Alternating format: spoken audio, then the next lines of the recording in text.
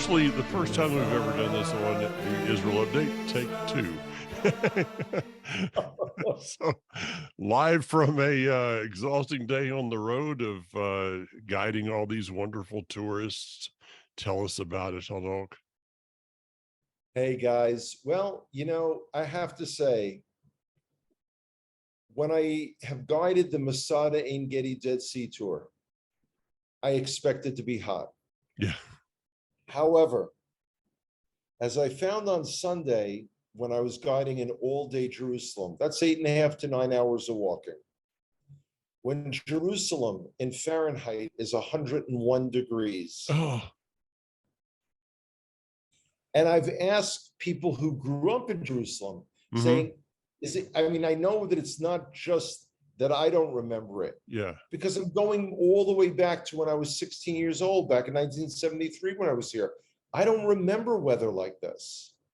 And then someone was telling me that one of their older neighbors was saying in the early 1950s it was like this. Of course, then there was no air conditioning at all. Anyway, enough about the weather. Well, there's not a lot of air conditioning there now. So, but hey, Hanok, the great news is this: climate change, which we used to call fall, is going to be there pretty soon.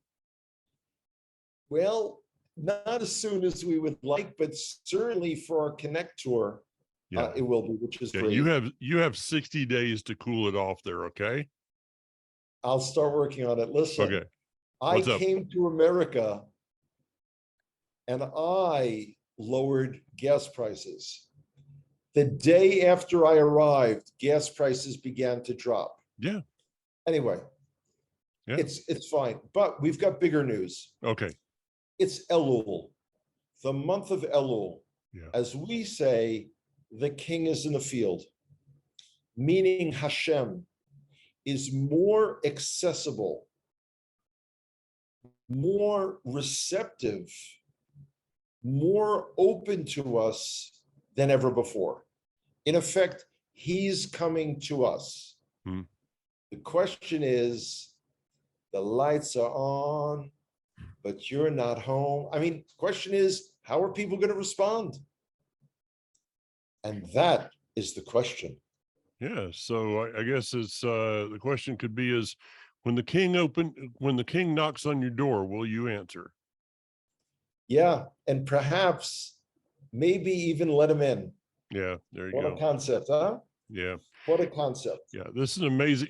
Where did this I'm curious, and you may not know the answer to this. Where did this tradition begin? Do you have any idea? That expression off the top of my head, and considering that I've been on the go now for about 17 hours, Yeah. I'm not thinking terribly sharply. I can promise our listeners, I will research it a little bit and be prepared for an answer next week when we record.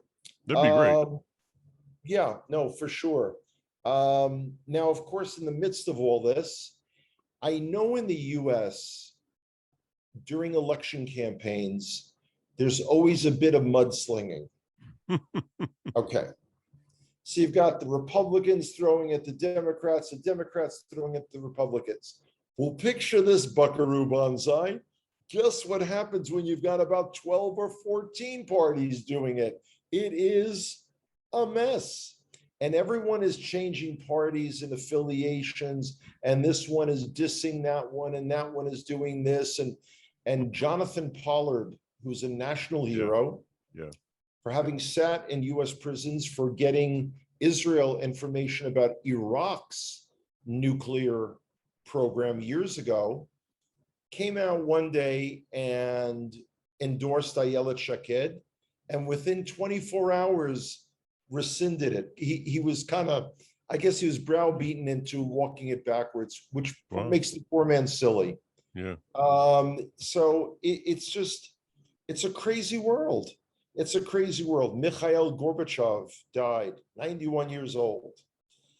He was the guy, most of our listeners probably aren't old enough to remember this.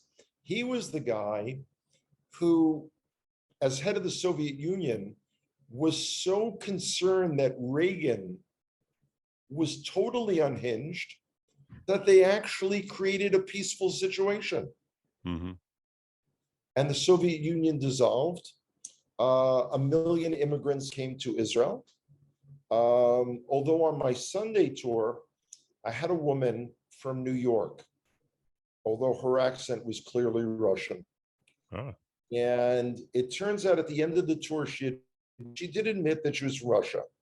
But at the end of the tour, she admitted to me that she came here as a teenager, lived here for 6 years, and that was 25 years ago. The only reason she's back is she's got a son who's 13 years old, and she wants to kind of introduce him to something about Israel. Which leads me into another topic. There is a kind of grassroots effort that is staging a quote emergency Aliyah conference. Aliyah, of course, is immigration to Israel. okay. Now, this is not a governmental thing. It started on Facebook, and they're having a bunch of speakers, and each of the speakers is supposed to speak for a maximum of 5 minutes. You can only imagine how well that's going to go. Yeah. And the idea is to come up with ideas that will convince the government of Israel to make encouraging Aliyah of Jews all over the world a priority. It sounds great. Some of the ideas are so far off the wall, you'd think it was Humpty Dumpty after his great fall. Okay, listen to this one. Most of our listeners are familiar with Chabad, Yeah. Lubavitch. Yeah. A Hasidic Jewish group, ultra-Orthodox, that does an enormous amount of outreach to Jews only. To Jews only. Correct. They want Yeah. Jews Yeah. to be more involved in Judaism. Yeah. Okay. So this person who's coming up with this idea for the conference said, all of the Chabad shlichim, in other words, all of their emissaries all over the world, should now say that Aliyah is their priority and they should convince everyone to move to Israel. Okay. Okay, this is when you cue the music to play in the background. If you wish upon a star. Chabad is a movement centered in Crown Heights, Brooklyn. Yeah. They are certainly pro-Israel, no doubt about it. But there's a big difference, trust me, in knowing a little bit about Jews around the world. There's a big difference between liking Israel, loving Israel, and then choosing, again, I'm talking about Jews who have this opportunity to pick up and move you and your family to Israel. But it is intriguing to me that there are a number of people who are seeing the rate of assimilation around the world. They're seeing US Jews less and less connected on any level to Israel. Mm-hmm. And they're saying that for the survival of the Jewish people outside of Israel, they need to move here. However, one of the management lessons I learned at Johnson & Johnson many years ago was you can't lead someone where they don't want to go. True.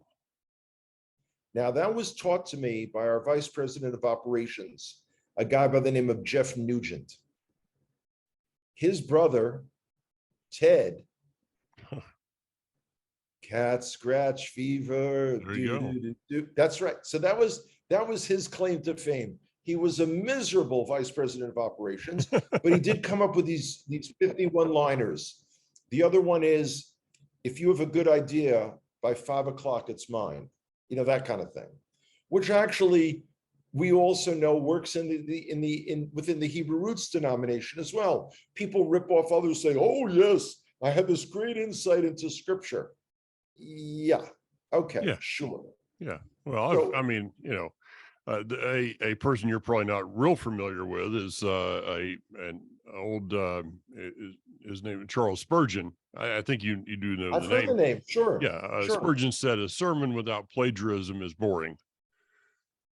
So, I got to give him credit for his honesty. I yeah, got to yeah, give him credit yeah, for you his do. honesty. Hey, back to this thing of the Chabad.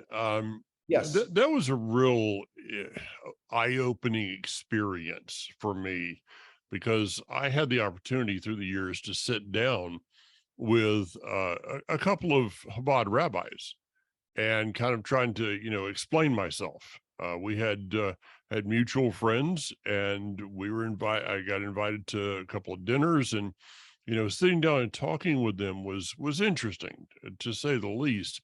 But to find them pro-Israel, but not pro move to Israel, to the point that I actually knew someone that was wanting to move and went through a whole process at a Chabad synagogue, and the rabbi said, "We really don't encourage people to." They don't encourage it. They do not encourage it. Yeah, They encourage you, as they say, to bring or build Israel here, which it's a good thing my do-rag is really tight because my brains would yeah, be exploding right yeah. now. I know. It is so incredibly foolish. But why do I bring this up? Because in our various conversations, when we've spoken about what has happened or not happened within the Hebrew roots world, a similar sorting out, Mhm. dividing, separating process is going on in the Jewish world. It's fascinating. Yeah, If it you can is. step back for a second and realize that people are really being tapped on the shoulder and they're either responding or they're just ignoring it. Well, you could Fascinating. actually you could look at it like this, that when I was in the Assembly of God, we had Springfield, Missouri was our denominational headquarters, and the Baptist Church, Nashville, in Church of God that Barry was a part of, it was Cleveland, Tennessee, and for Chabad, it's Brooklyn.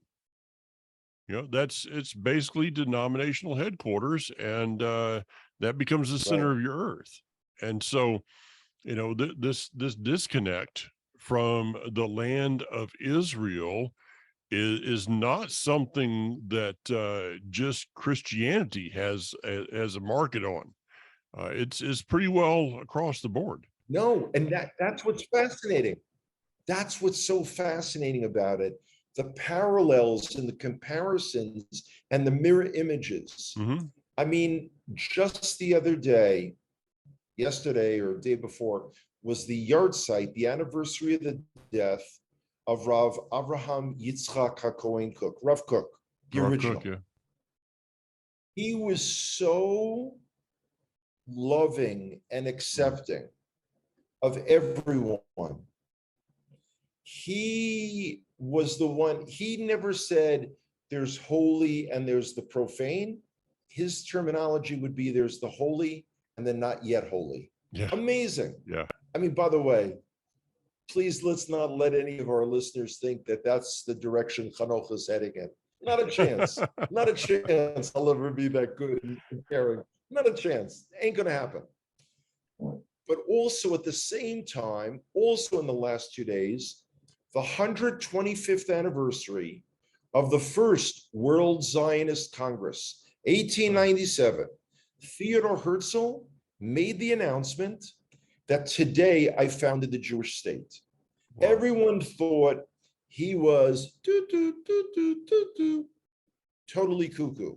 Hmm. And he said, not now, maybe in 100 years, but it'll happen. Happen in exactly 50, Yeah. which is pretty amazing. But that kind of single focus, it's interesting. As you and I have been preparing on our own, in our own domains, if you will, about our upcoming Connect tour. Now, we began this back in 2014 when we were both teenagers. Yeah. So it was a long time ago. And I remember people being so astounded when we explained that not only was that the first tour that we were doing together, but we actually really hadn't met for more than about an hour and a half Yeah. ever. Yeah. in history. True. That's true. And I was thinking of all the things about you that I really love and admire. It's the fact that you are so totally focused in love and caring for Israel. How could we not have gotten along? I mean, seriously. Well, this goes to the statement of Amos that we've talked about so many times. How can two walk together unless they have a common destination and purpose? This is the translation that I received from the lesson from Udi Morotz. Uh, Everybody that knows us, has been around us for any length of time, knows how totally different we are.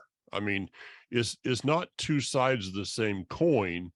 It's like different currency, in so many ways. But that is the single thing that keeps us Yep. walking as we have, is this thing of a destination of Israel, of a kingdom. What else is there? You know, as everything around us, no matter if it's politics in America, politics in Israel, uh, whatever it is around the world, it's all chaos. It doesn't matter where you go, it's all chaos. And the only thing of order that I know about is a coming kingdom. You know, as it's so hard. I try to articulate this to everybody that I meet, because again, remember, sometimes I'm with people for a day, sometimes I'm with people for an hour and 10 minutes Hmm. in the Western Wall tunnels. Yeah. Oh, by the way, I just have to interject. Yesterday, out of 3 tours, the first tour was canceled because the tour guide, it was a group, it wasn't an open tour. The tour guide decided that he wanted a tour because he was watching me for a few minutes, talking to people in the lobby of the Western Wall tunnels, and he thought that I was a little too lively. And it was the last day with his group, and he wanted to make sure he was going to get a good tip. Seriously. I mean, he even said this, which is just, I mean, seriously. So It's like, I'm sorry, did you just tell whoa. me you're an absolute shallow idiot? And he was. So Okay. so this guy Yeah. literally canceled a group of people going to the Western Wall tunnels because he thought, rightly so, that you were going to upstage him. Okay. It wasn't, I was canceled. Okay. He gave the tour, but he pulls me aside and he's asking me about the routes and which numbers on the video do you push? And I'm thinking, forget about it. I'm not guiding. I'm going to sit in the air conditioning room. Okay, Yeah. that was the first tour. The second tour of the day, wonderful group, animated, really involved. When we were sitting around, this is again the new tour, we're sitting around the large model of the temple. And I'm telling you, hey guys, remember, it's not about a little piece of a wall. Rather, it's the temple, it's the rebuilding of the temple. And I see Jewish people and they're holding their kippah because their heads are exploding all over the place. The third tour, you're going to love this. 10 people. 5 did not speak English. That was not a fun tour. As we say in Aramaic, no bueno, not good, not Okay, good. so what did they speak? I mean, obviously it wasn't Okay. Hebrew. Okay, well, 4 were secular Israelis from Haifa who barely could put together, like they could say like, that's the way, I like it. Okay. They could do that. Because they did, they were singing song lyrics. But the Western Wall tunnels, either tour, is not like going to a museum where you don't necessarily understand the guide because he's speaking French, or she's speaking Spanish, but you're able to look at the picture. That's still Yeah. Van Gogh. That's still Okay. Van Gogh. So an hour and 10 minutes of me going at 78 RPMs an hour. It's like, okay. The Yeah. other guy was German, and all he kept saying to me was, "You don't speak German?" And I'd say, nine. But by the third time, it's like, enough already. I still don't speak German. And then, okay, out of the other five, there was one live wire, a young woman from the UK, because she was asking me about why Jews don't pray on the Temple Mount. It was cool. But there was a family of four from the US. And all the woman wanted to know is why she couldn't go on the other tour right afterwards, or why she just can't come in and pray her own. By the way, do you remember where women used to pray? That spot Yeah. opposite the Kodesh HaKodeshim, the Holy of Sure. Holies. Sure. They don't allow that anymore. I think like fire codes and stuff, you can't have people going back and forth all day long and a group of people there. Anyway, so it's a lot of things have changed. A lot of things have changed. But tourism, I know I was telling you things that, lots of tourists, it's nowhere near what it was. Yeah. In fact, I even checked with Moshe and Dov Kapinski yesterday, saying, guys, is it just me? Because my business is barely beginning to ramp up. Yeah. My groups don't start coming until mid-October. Connect is coming October 31st. I've got guiding after Connect. I've got another family coming after that. I've got another tour that's supposed to happen at the end of November. We're not certain, but in other words, things are booked. But this has been a kind of long, lonely summer. And again, the heat is just absolutely horrific. I'm melting. Yeah. That's okay. We'll take care of you later on there, Toto. So another subject, not one that's real good, but there was an accident up on the Golan. Yeah. Yeah. Unfortunately, we had a fatality in a training accident.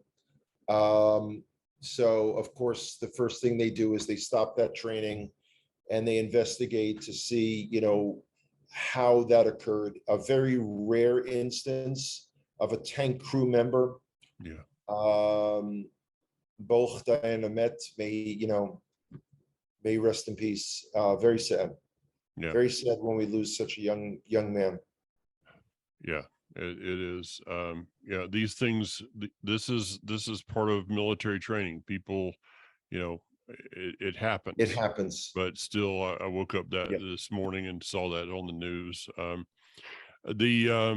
sure you're really happy that the United States is saying that Hezbollah should quit amassing weapons on the northern border.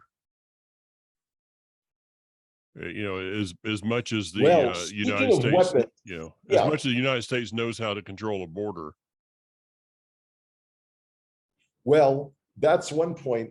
And the other thing, how the United States specializes in making sure that terrorist groups don't get weapons. Mm-hmm. I mean, other than Afghanistan, of course, Yeah. Anyway, we, Israel, struck in Syria and blew up close to 1,000 Iranian missiles.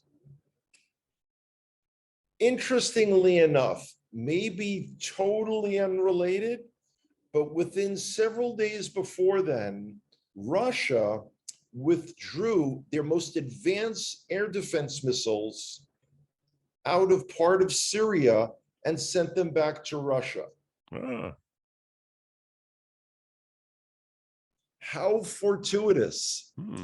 Anyway, so our war between the wars with Iran goes on. Yeah. More and more speculation or photographs of our F-35s flying over Iran. It's kind of freaky, But hey, it is what it is. Yeah, no And doubt. yeah, All right. Well, thanks for the update. We're running a little late today in getting things because of Hunok's travel schedule, which is or touring schedule, which is great that you have business and there are people coming back. Of course, I'm sure that the Ministry of Tourism is probably even now planning for to send a representative to the airport to meet our group there. Wouldn't you imagine that? well, just No? remember, it was only in December that our finance minister said, if you're a tour guide, you need to be finding another profession. Yeah. So that's my government. Yeah, I know. It's government, and don't expect the government to do anything that is logical, like helping uh, helping anybody. No, So you're back out tomorrow. You said you got a tour tomorrow. no, tomorrow Oh, actually is an interesting day. My dear friends Joe and Debbie Good are visiting Israel, ah, with Jake and Gwen, other friends. So we may hang around for a while, and see things. So that'd be kind of interesting. cool. It's Well, it, it's it's a much easier day yeah, because when I did that walking tour the other day, and people are nursing one small bottle all day, and I'm already on my 3rd liter, and they're like, "Ah, go on and chase yourself." The famous Little Rascals line. Well, by a 1:45, they're like stumbling in a zombie oh haze, yeah, saying, this is fun, but like, when's this tour over?" yeah. I cannot imagine an 8-hour walking tour of the city. I just, oh, See, that's the thing. It's not hard to imagine me talking for 8 hours straight, uh-huh. but it's the walking with these people, and people like, so where's the bus? Guys, you already told me you've been in the old city of Jerusalem. Where did you want to put a bus? Well, I don't know. we, Gotta love it. yeah, we parked it over Just there remember next this about door. tour guides. To all of our listeners, be nice to your tour guide. Remember, we know places to bury you where no one will ever find you. On that happy note, y'all have a good one. And for those of you who do not have the pleasure and privilege of coming with us on October 31st, you need to be saving November 5th through the 17th, 2023. And I know that tour is going to fill up like that. Yeah, that's Bezrat Hashem, may it be. All right, we'll see you Amen. later on. It's my Take care, Mike. regards to Joe and Debbie. Okay. Certainly will. Bye-bye.